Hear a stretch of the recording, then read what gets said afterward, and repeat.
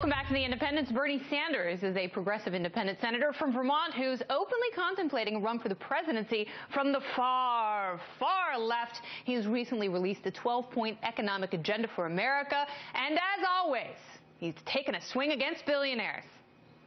The question of our time is whether or not we are prepared to take on the enormous economic and political power of the billionaire class, or do we continue to slide into economic and political oligarchy?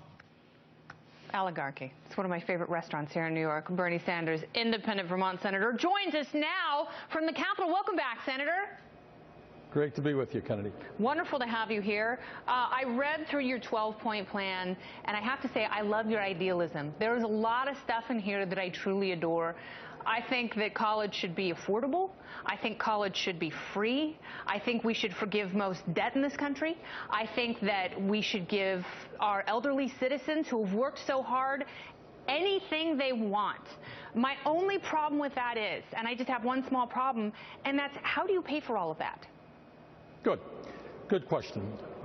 Look, Kennedy, the burning issue of our time is the reality is that for the last 40 years, the middle class of this country has been disappearing, and we have more people living in poverty than at almost any time in the history of America, while, Kennedy, the people on top in large corporations are doing phenomenally well, and we have more income and wealth inequality than any major country on earth. So to answer your question, how do we do the things that we have to do? Rebuild our crumbling infrastructure, create millions of jobs, make college affordable, raise the minimum wage, etc. The way you do it is say to the wealthy and very, very large corporations, 1 out of 4 of which are paying nothing in federal taxes. Sorry, this country belongs to all of the people. You guys can't get it all. Kennedy, today the top 1% is receiving 95% of all new income, while millions of workers are working longer hours for low wages. That's absurd. That's not what America should be about. And I understand the desire for that solution. I understand you see people with a giant pot of money, and you want to take that and you want to give it to people who have worked so hard in this country who have nothing to show for it.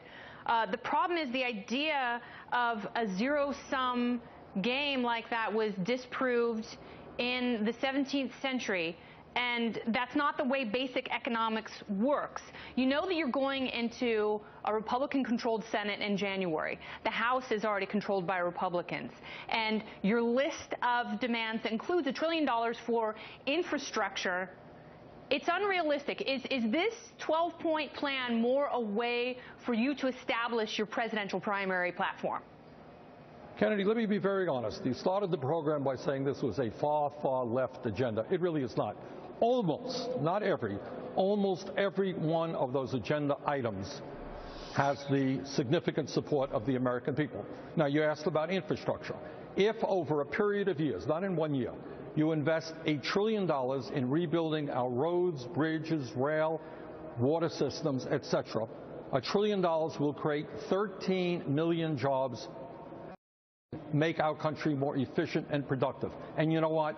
The American people support that concept. They love the idea of putting people to work. They absolutely do. It is a great concept.